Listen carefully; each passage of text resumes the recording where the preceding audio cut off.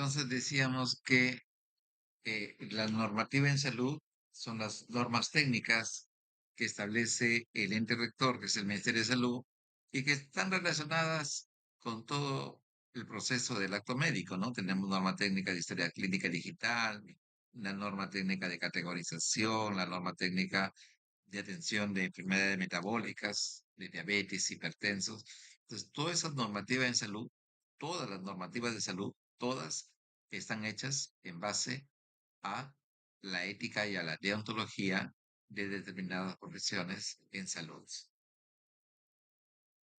Los orígenes de la ética tenemos nosotros el código de Hammurabi en Babilonia, establecido por el rey Hammurabi en el año 1750 antes de Cristo, ¿no? Y que es una serie de códigos o de preposiciones, todas más de 2000, me parece que son, todas ellas destinadas a establecer un mejor entendimiento en las poblaciones de sus tiempos, ¿no? Y fueron escritas en este tipo de tipografía, ¿no?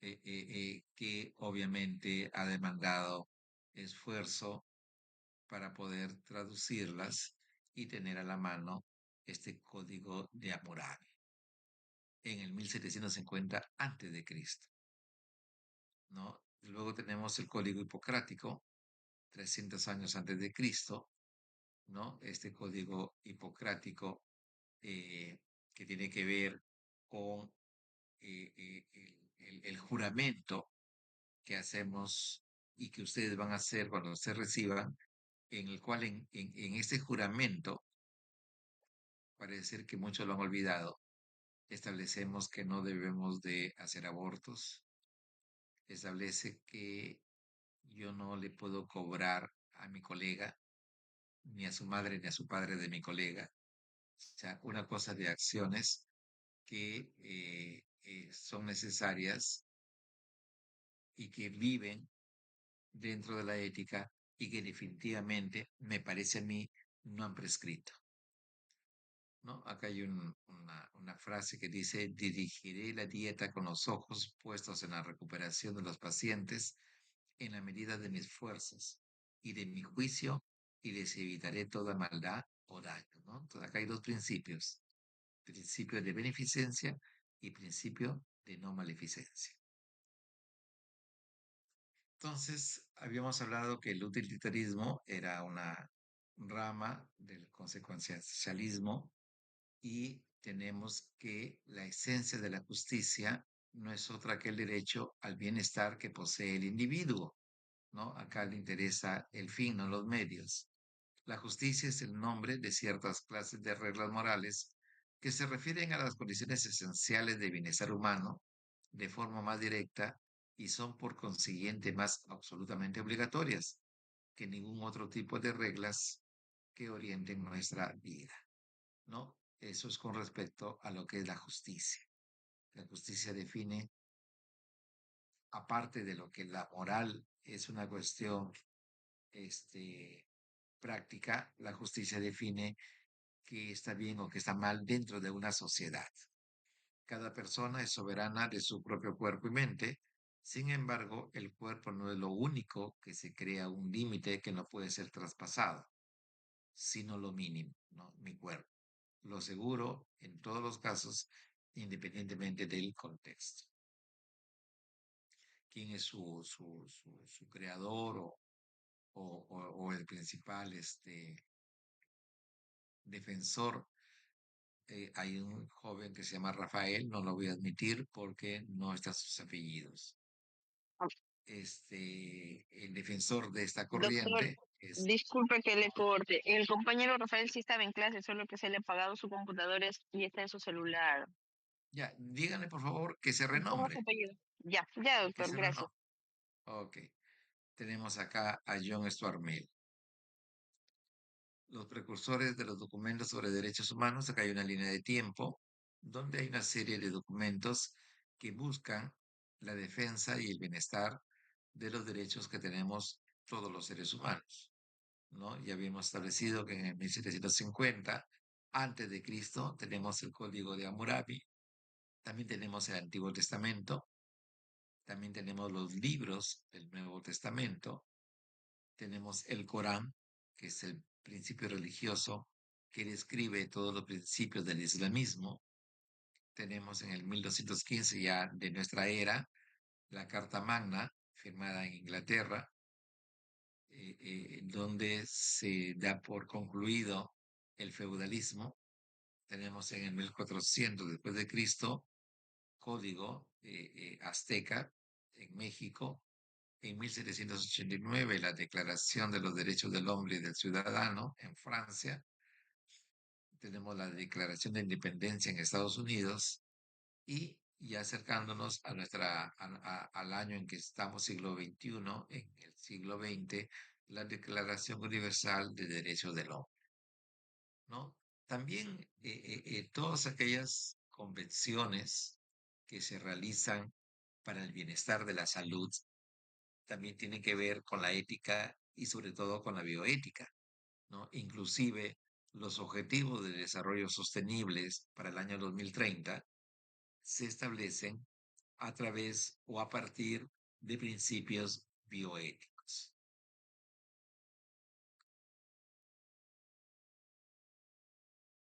Los derechos humanos enunciados en las Naciones Unidas en 1948 nos da derechos inalienables e irrenunciables, ¿no? Dentro de estos derechos inalienables,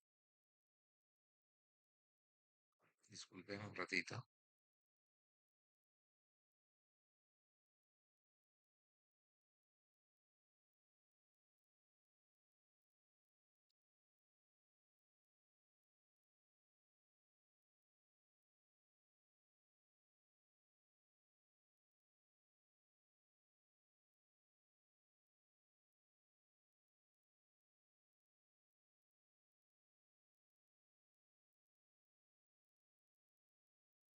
bien, dentro de estos derechos inalienables está el derecho a la vida, el derecho a la justicia, el derecho a la no discriminación y tenemos derechos irrenunciables. Ninguna persona puede renunciar desde el punto de vista ético a su propia dignidad como persona, ¿no?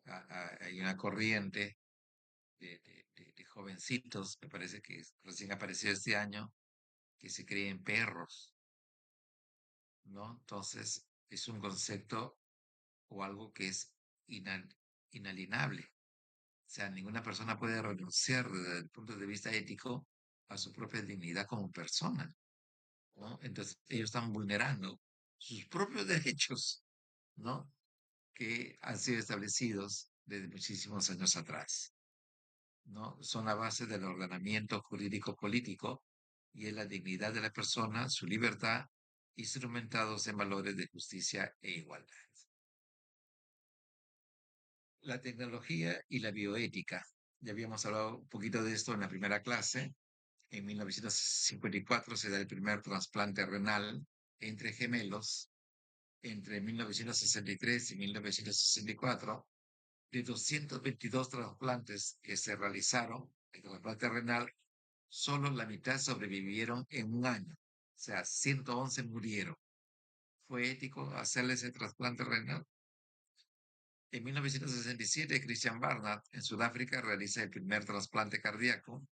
En 1969, solo 9 de 100 pacientes operados estaban vivos. O sea, en 1967 se hace una serie de trasplantes, ¿no? Y de esos trasplantes, solo el 9%, 2 años después, estaban vivos. Todos murieron. Nos hicieron conocer esto, sabíamos esto.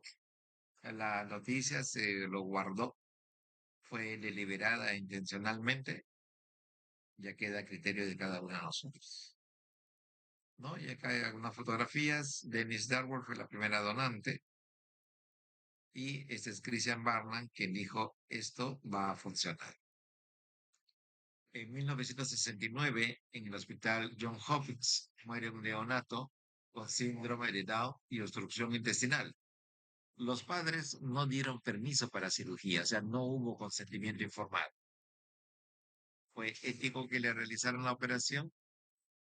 En 1973 se revelaron casos similares. Los médicos decidieron retirar tratamiento de complicaciones sin conocimiento de los padres. El doctor Everett Koop, cirujano pediatra, realizó 475 operaciones en 35 años para corrección quirúrgica de atresia esofágica, con 100% de éxito. Habría que establecer si hubo o no consentimiento informado, ¿no? Entonces, como le decía, o sea, la deontología establece que no me interesa el resultado, sino que al principio yo debo de establecer si es ético o no es ético. Pero hay corrientes que no les importa los medios, sino el resultado final. Y si este fue bueno, entonces sí es ético. En 1983, Baby yendo con espina bífida y otras complicaciones, los padres se opusieron al tratamiento. Y desde 1983, el doctor Cook realizó una campaña para defender los derechos de estos pacientes. Seguimos con la tecnología y la bioética. En 1961, Belding Scribner, en la Universidad de Washington, introduce el shunt arteriovenoso y la hemodiálisis en la insuficiencia renal terminal. En 1964, la reanimación cardiopulmonar es un éxito en preservar la función cerebral, un don único de la especie humana, ¿no? Esta reanimación, si se hace dentro de los primeros 5 minutos de para cardiorrespiratorio, no, no hay ningún problema en tratar de, y valga la palabra, de resucitar al paciente. Paul Sol hicieron cada vez más pequeños los dispositivos de estimulación transcutánea que aportó el marcapaso eléctrico y la desfibrilación externa en 1956, ¿no? Otro aparato, otra maniobra, otro procedimiento que va a permitir, entre comillas, resucitar a un paciente.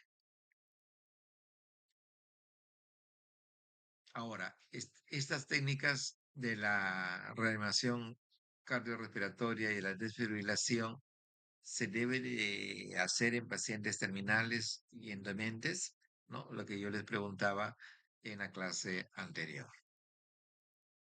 Fritz Jarr es un pastor politólogo alemán que en 1927 usó por primera vez el término bioética, ¿no? En las diapositivas de la primera clase hablábamos que el término aparece en 1970, luego hablábamos sobre la revolución de 1960, y sin embargo, en esta clase nos hablan que ya en 1927 ya Fritz Jarr ya estaba hablando sobre el término bioética. Entonces, para efectos del examen, habría que establecer el contexto de la pregunta para poder definir o escoger una respuesta determinada. Y lo menciona en un artículo, Gracias de la vida y la moral, y lo definió como un imperativo categórico de la naturaleza.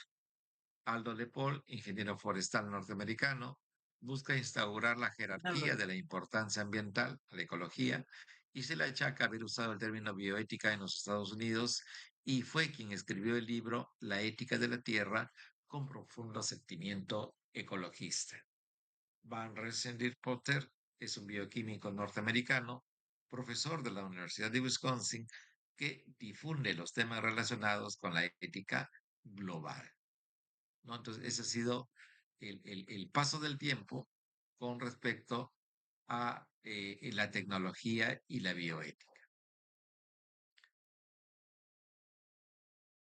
La bioética quirúrgica, vamos a decirle, o el surgimiento de la bioética como una ciencia de la supervivencia con una visión ecologista que pretende que el ser humano preserve su vida en armonía con la naturaleza. Ya la traducción es el surgimiento, no la cirugía surgery, sino el surgimiento de la bioética por Van Rensselaer-Potter. El caso Tuskegee en 1972, este caso establece que sin consentimiento, obviamente que si le preguntaban tampoco le iban a consentir, a una población etnia negra, sin que ellos sepan, se les inoculó sangre de mujeres que tenían sífilis. Y obviamente, al ser contagiados, quisieron demostrar que era una enfermedad transmitida por vía sexual, ¿no? O sea, algo que va en contra de todos los principios éticos o bioéticos que podían establecerse. Y a partir de todos estos casos es que aparece el Tratado de Helsinki, el Código de Belmo y una serie de documentos que poco a poco los vamos a ir escudriñando. En 1932, el Servicio de Salud Pública de Estados Unidos desarrolló el Tuskegee Study of Ant Syphilis en negro male, en, en negros varones. Desde 1932 al 72 hay un estudio en 400 apañadores de algodón de raza negra en el condado de Macon, Alabama, y los participantes, estamos hablando de lo mismo, del caso Tuskegee de 1972, los participantes no sabían que padecían de sífilis y no se les dio ningún tratamiento específico, pese a que ya se usaban medicamentos como el arsénico y el bismuto y luego la aparición de la penicilina. Finalmente, en 1972, Peter Buston, investigador del estudio, hizo público el hecho. O sea, ellos llegaron a contraer la enfermedad de sífilis porque se les transfundió sangre o se les hizo tener relaciones sexuales con mujeres que tenían sífilis. En 1997, el presidente Clinton, casi 20 años después, formalmente dio o pidió disculpas a la comunidad negra en nombre del gobierno norteamericano. Y acá está Bill Clinton en esa ceremonia donde pide disculpas a la población negra, ¿no? Y acá están los negros que fueron susceptibles de trabajo y que trabajaban en sembríos de algodón. El reporte Belmont nos da las guías éticas para la protección de seres humanos en la investigación médica y aparece en abril de 1979. El reporte Belmont, el Comité de la Comisión Nacional para la Protección de Seres Humanos en Investigaciones Médicas y del Comportamiento de los Estados Unidos, absorbe interrogantes, dificultades y problemas de las investigaciones en seres humanos y distingue entre la práctica médica, que es el tratamiento, y la investigación, ¿no? Cosa distinta, ¿no? Un tratamiento es algo que ya se investigó y que ya está validado para que pueda utilizarse dentro de los seres humanos. Establece la responsabilidad de los investigadores y se establecen ya las revisiones de los trabajos de investigación por comités de ética.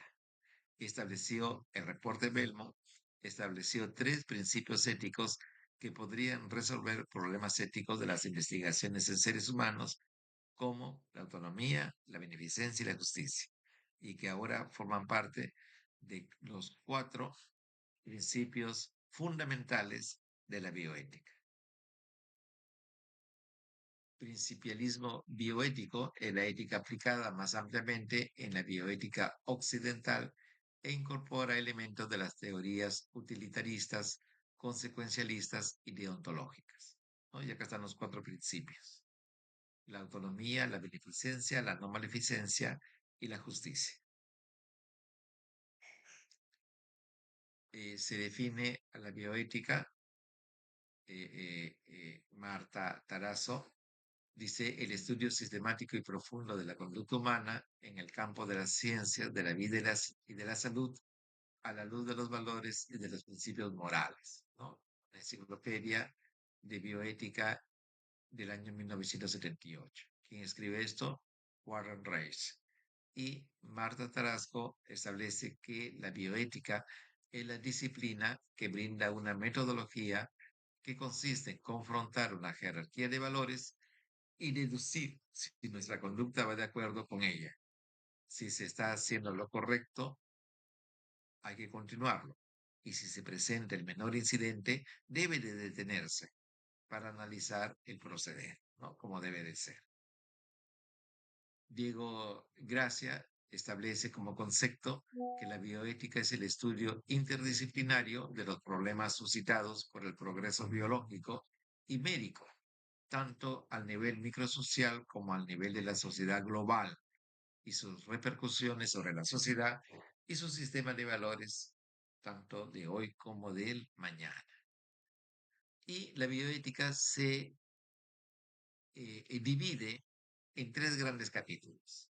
La macrobioética, que tiene que ver con la eficacia global, la mesobioética, que es la deontología y diversos códigos deontológicos, y la microbioética, ya más pequeñito, que son temas concretos y puntuales, ¿no? Ya como decir comisiones ad hoc, o sea, específicas para un determinado tema, como puede ser el aborto, la eutanasia, la reproducción asistida, la tercera edad, la psicoética, el genoma humana, el morir con dignidad, ¿no? También acá podremos incluir la alimentación transgénica, ¿no? Como parte de un tema concreto que debería ser tocado por la microbioética.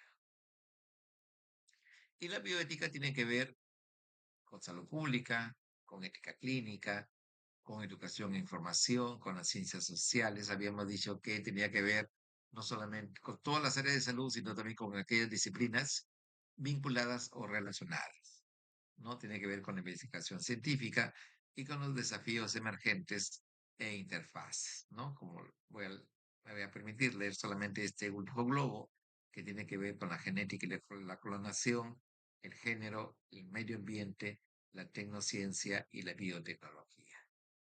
¿Cuáles son sus características del principialismo? Principios bioéticos, conjuntos de postulados básicos, que son deberes, prima facie, que deben ser cumplidos y no ser que entren en conflicto con otro deber igual o más fuerte. Sirven para ordenar las discusiones, tienen ventaja operacional, son de carácter relativo y no siempre son suficientes, como vamos a ir viendo cuando desagreguemos la microbioética. Dentro de estos principios está lo que establece el reporte Belmo, donde están los 3 de 4 principios fundamentales, como son la autonomía, la beneficencia y la justicia. Los 4 principios de Beckham y Schillers, que incluye a estos tres, la no beneficencia, la ética de los mínimos, que tiene que ver con la justicia y la no maleficencia, la ética de los máximos, que tiene que ver con la autonomía y beneficencia. Entonces, acá podemos establecer que los 4 principios fundamentales se han dividido en la ética de los mínimos, 2, y en la ética de los máximos, 2. Dentro de estas características está la bioética. Nuevamente, pretendemos decir que ha sido nacida en Norteamérica, se prende o se pretende en América Latina un modelo más dialógico por sobre el pragmatismo y el utilitarismo. Se va transitando de un humanismo moral basado en la tradición y cultura religiosa hacia sociedades moralmente pluralistas. ¿Qué es el pluralismo moral? Es compartir unos mínimos de justicia y respetar activamente unos máximos de felicidad y sentido vital. Luego tenemos la Declaración Bioética de Gijón, en España, del año 2000, que establece la declaración como un compromiso universal para la dignidad humana. Las premisas básicas de la bioética civil y laica no debe de basarse en ninguna confesión religiosa. Y hemos visto que entre de una religión a otra hay muchísimas diferencias, así que es lo mejor para algunos que una premisa básica es que no esté ligada a confesiones o credos. Debe de ser pluralista, aceptar enfoques de ideologías diversas, debe de ser multidisciplinaria, o sea, permite el acceso de todos los implicados, médicos y otras profesiones sin estar atado a ninguno y es universal. Se aplica a todos por igual. Aplicarse a todos por igual será inmoral si no puede ser universal y si el beneficio de algunos se consigue con el perjuicio de otros, ¿no? Entonces, en la medida de lo posible, el beneficio debe ser por lo menos a muchos sin el perjuicio de otros, ¿no? Eso es lo que quiere decir esta última expresión. Tenemos la Declaración Universal sobre Bioética y Derechos Humanos en el año 2005, y ya estamos en el 2026, y tenemos Objetivos de Desarrollo Sostenible para el año 2030. ¿Qué se puede prever en la bioética? La globalización, o sea, igual para todo el mundo, el pluralismo ideológico que favorezca a muchos y que perjudique a pocos, las crisis de las religiones, las migraciones, la investigación científica y los avances y cambios tecnológicos. ¿Cuál es la agenda para el siglo XXI? Hay cambios demográficos, las neurociencias, la inteligencia artificial, los cuidados al final de la vida, la forma de morir, las fichas clínicas computarizadas, los bancos de datos, la medicina regenerativa a partir de la clonación de tejidos o de órganos, los trasplantes, las técnicas de reproducción, la salud mental y tratar también dentro de esta agenda las nuevas enfermedades, la aparición de epidemias, pandemias, la bioética especulativa y otras más. Miren, acá hay 4 etcéteras y puntos suspensivos que esto va a seguir apareciendo y nuestros hijos de nuestros hijos tendrán nuevos problemas éticos o nuevos conflictos cognitivos. La bioética y los códigos, ¿no? Tenemos la ética médica, el derecho que confluyen a la bioética, la ética deontológica, y hacia ella confluye la normativa ética y la deontología universal. Habíamos establecido que todas las leyes y normas técnicas tenían que o que se establecían con normas éticas. Y acá tenemos este Space Balance, ya el original, vamos a decir así, y acá tenemos 3 médicos tratando de establecer una relación empática con sus pacientes. Y habíamos hablado del código de Hammurabi, que estaba escrito con este tipo de tipografía. Y acá en la última fila vemos que eh, eh, las mujeres, aparentemente de mal vivir, más el alcohol, más el cigarrillo, nos conduce a la muerte, ¿no? Obviamente es algo que no está en el código de Hammurabi, pero estos 2 científicos dicen, estos tipos sí sabían de salud pública, ¿no? En el norte sería, estos tipos sí sabían de salud pública. Y bien, jóvenes, eso ha sido todo por hoy. Ya está por acabarse nuestros segundos 40 minutos. Si hubiera alguna pregunta, por favor, hágala antes de que se acabe el Zoom. Doctor, una pregunta. ¿Las diapositivas, Dime, las diapositivas las subirá al aula virtual? no escucho muy bien cuando ustedes me hablan. A ver si te acerca más al micrófono. Sí, doctor, ¿ahí me escucha bien? Sí. Sí, quería preguntar sobre si las diapositivas de la clase estarían en el aula virtual subidas. Miren, lo que le decía a su delegado, al joven Montesa, es que en mi aula virtual no me aparece su sección de ustedes. Por eso que el link ha sido mandado a través del WhatsApp. En el supuesto, voy a conversar con la doctora Mocarro o con la licenciada Lila para ver que se solucione este problema, pero mañana no iría. Mañana estaría mandando las diapositivas al joven Montesa para que se las pase en su grupo de WhatsApp que se ha formado.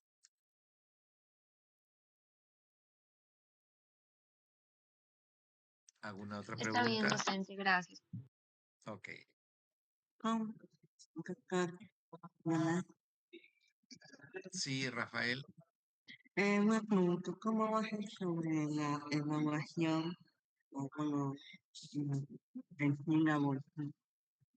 estás con inteligencia artificial, creo, ¿no? Se escuchó No, una voz no, robótica, ¿no?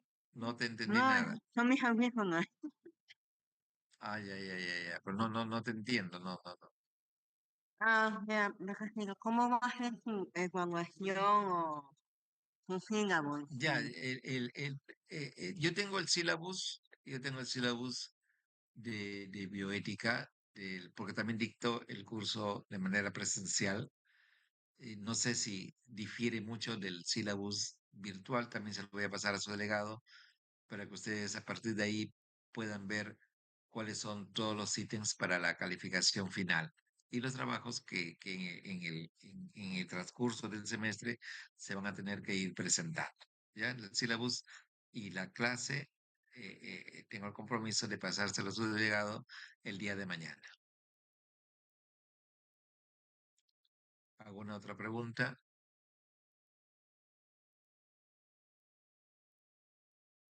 Bien, entonces si no hay más preguntas, que tengan una buena